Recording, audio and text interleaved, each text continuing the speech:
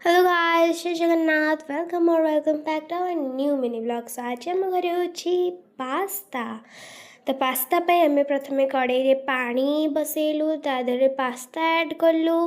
Pasta add कर सारा परे तादरे टिके लूण ऐड कलु एंड देन तेल पकेकी आमे ताकू गोले देलु। पास्ता को बॉइल्ड हवा पे छदेलु। Boiled pasta ready and then आमे पियाज और टमाटो को काटिबा को गलु। पियाज तो कटि गलानी, एबे हमर टमाटो भी भल भाबरे कटि सारी।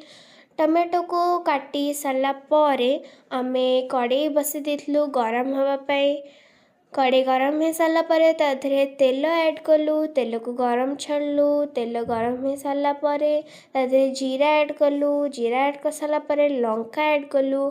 देन लंका ऐड कर सारा परे ताको गोलेइलु। गोले सारा परे ताधरे गला पियाज।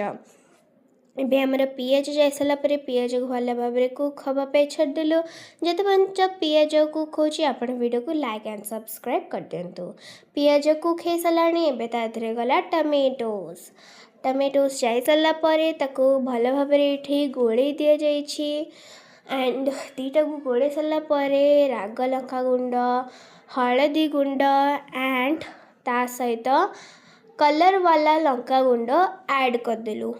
तीनटा मसला ऐड कर सारा परे ताकू भल भाव गोड़े देलु।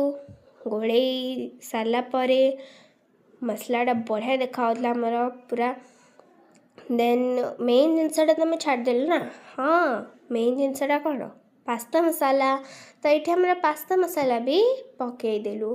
पास्ता मसाला पकई सारा परे सेटा को टिके कुक कर देलु गोले की एंड देन ताधरे कुक हो सारा परे पानी ऐड कलु।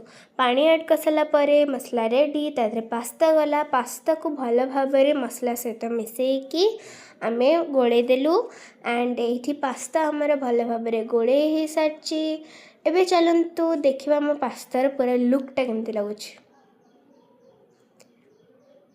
वाओ, पास्ता तो बढ़िया देखा ना टेस्ट करी केमती लगुच पास्ता बढ़िया ना।